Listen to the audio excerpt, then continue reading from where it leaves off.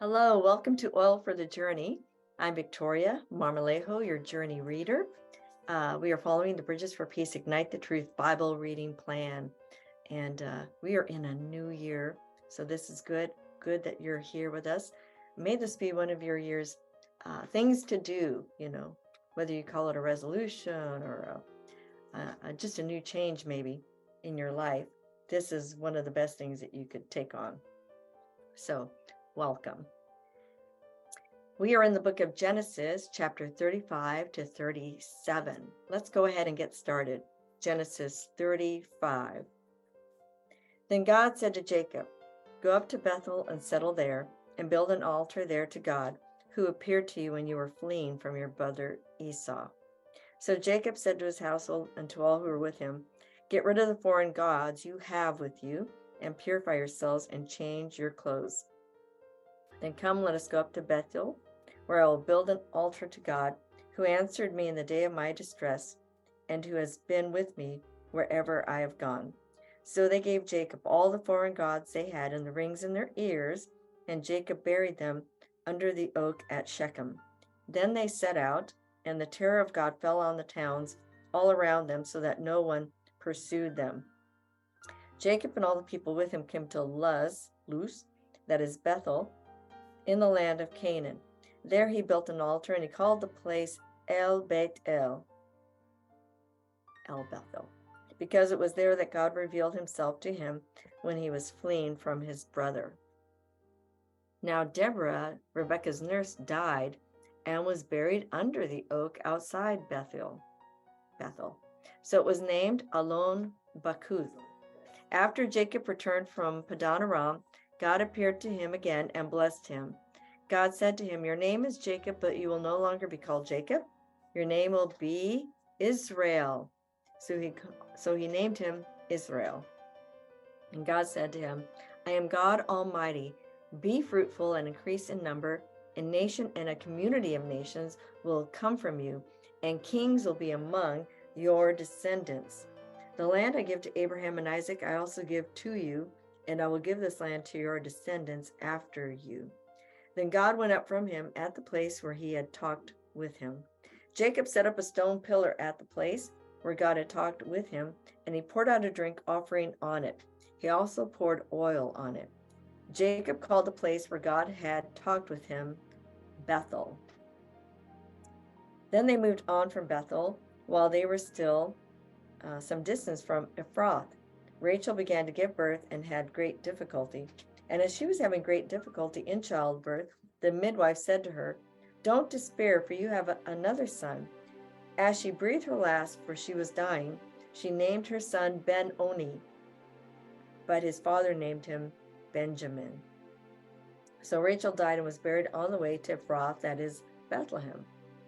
Over her tomb, Jacob set up a pillar, and to this day that pillar marks Rachel's tomb.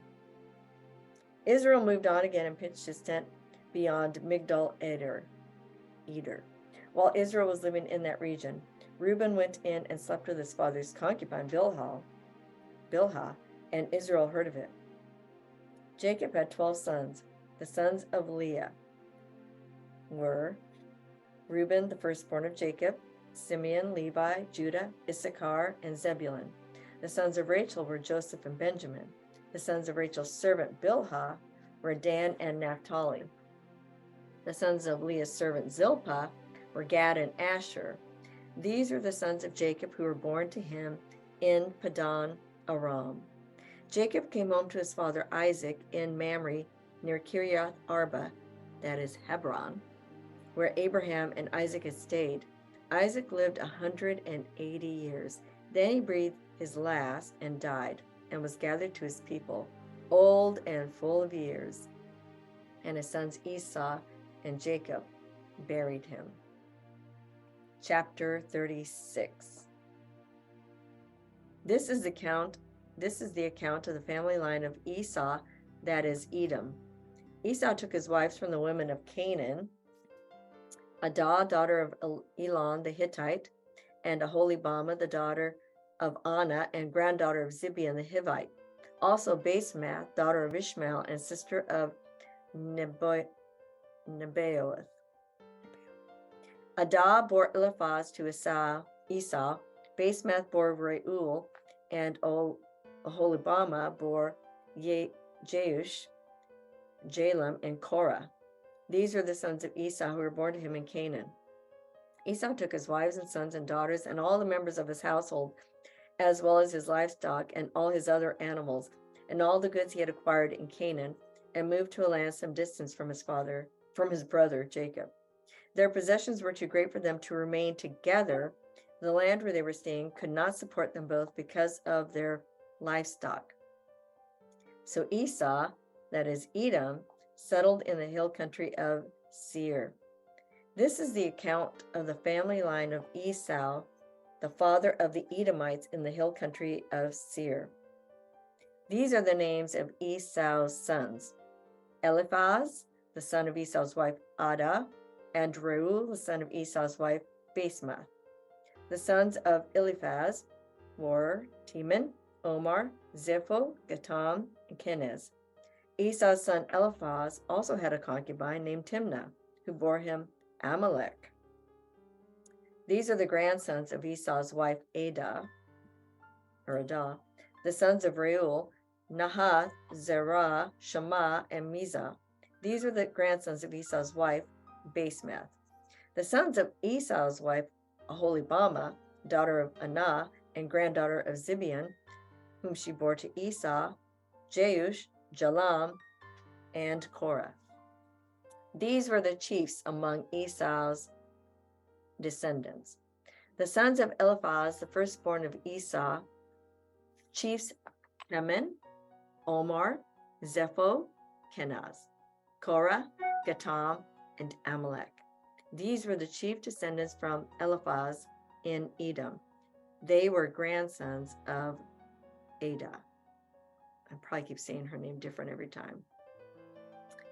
The sons of Esau's son, Reuel, chiefs Nahath, Zerah, Shammah, and Mizah. These are the chiefs descended from Reuel in Edom. They were grandsons of Esau's wife, Basemath. The sons of Esau's wife, Oholibamah, were chiefs Jeush, Jalem, and Korah. These were the chiefs descended from Esau's wife, Oholibamah, daughter of Anah. These were the sons of Esau, that is Edom, and these were their chiefs. These were the sons of Seir the Horite, who were living in the region: Lotan, Shobal, Zibeon, Anah, Dishon, Ezer, and Dishon. These sons of Seir in Edom were Horite chiefs. The sons of Lotan, Hori and Homam. Timnah was Lotan's sister. I know you're keeping all that straight, right? The sons of Shobal, Alvin, Manahath, Ebal, Shepho, and Onam. The sons of Zibeon, Aya, and Anah. This is the Anah who discovered the hot springs in the desert while he was grazing the donkeys of his father Zibeon. The children of Anah, Dishon and Oholibamah, daughter of Anah, the sons of Dishon, Hemdan, Eshban, Ithron, and Kiran. The sons of Ezer, Bilhan, Zavan, and Achan. The sons of Dishon, Uz and Aran. These were the Horite chiefs: Lotan, Shobal, Zibeon, Anah, Dishon, Ezer, and Dishon. The other one must be Dishon then.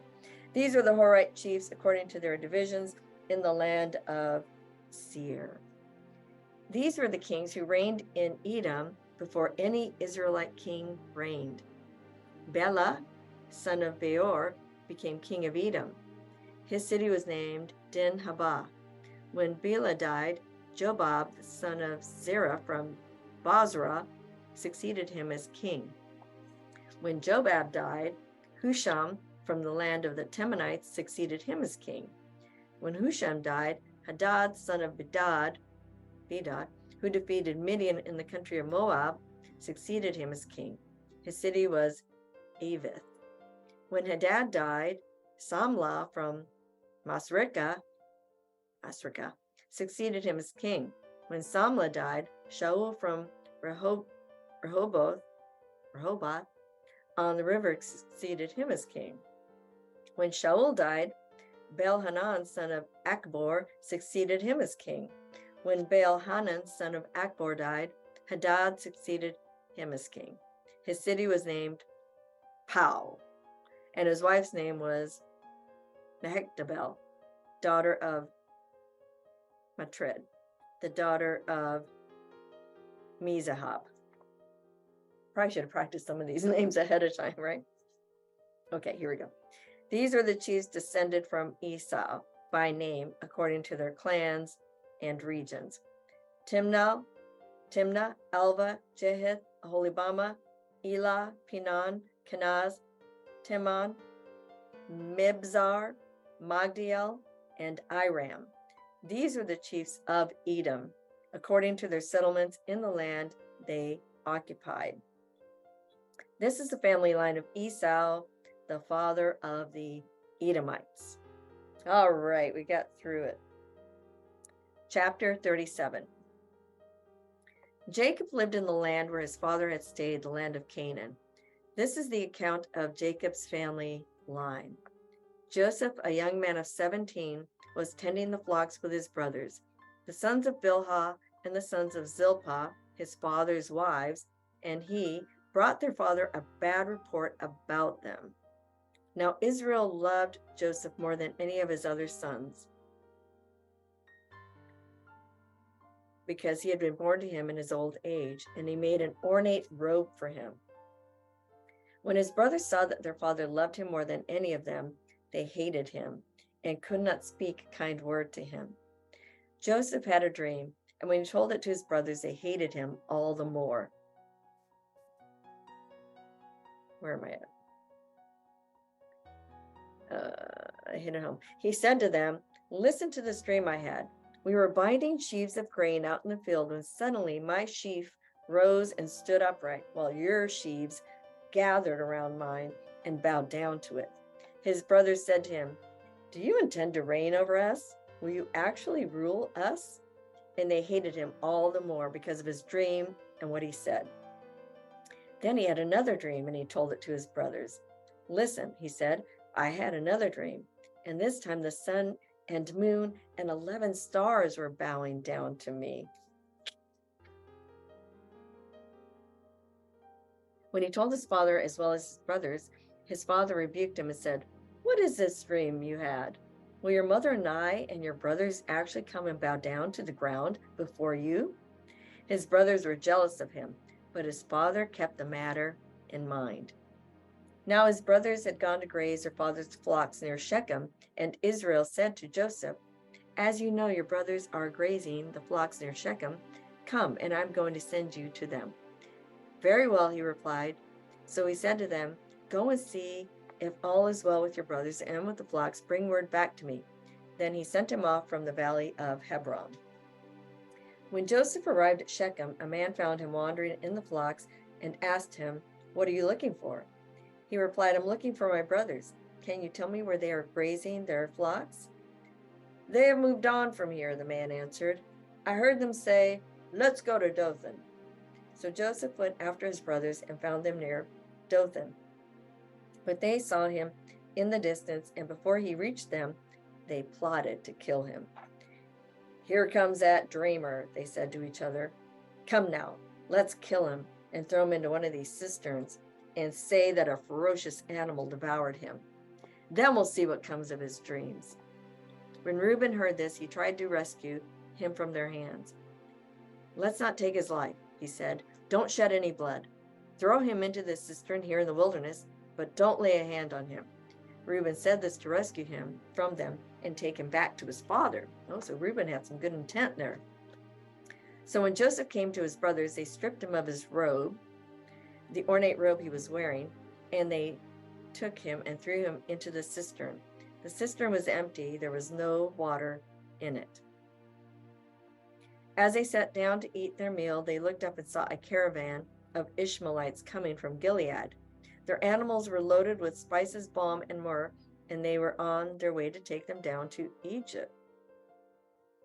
Judah said to his brothers, What will we gain if we kill our brother and cover up his blood? Come, let's sell him to the Israelites and not lay our hands on him. After all, he is our brother, our own flesh and blood." His brothers agreed. So when the Midianite merchants came by, his brothers pulled Joseph out of the cistern and sold him for 20 shekels of silver to the Ishmaelites, who took him to Egypt. When Reuben returned to the cistern and saw that Joseph was not there, he tore his clothes. He went back to his brothers and said, "The boy isn't there. Where can I turn now?" Then they got Joseph's robe, slaughtered a goat, and dipped the robe in the blood. They took the ornate robe back to their father and said, "We found this. We found this. Examine it to see whether it is your son's robe." He recognized it and said, "It is my son's robe. Some ferocious animal has devoured him. Joseph has surely been torn to pieces." Then Jacob tore his clothes, put on sackcloth, and mourned for his son many days. All his sons and daughters came to comfort him, but he refused to be comforted. "No," he said, "I will continue to mourn until I join my son in the grave." So his father wept for him. Meanwhile, the Midianites sold Joseph in Egypt to Potiphar, one of Pharaoh's officials, the captain of the guard. That's Genesis chapter 35 to 37. Wow, wow, wow, right? So I read today in the NIV, got this new Bible, and so national, what is it, or New International Version, is that what it's called? Anyway, I usually read from the New King James Version, which is my favorite, and it's interesting how they use ornate robe here. I think they do robe of many colors or something in the New King James, I'm not sure.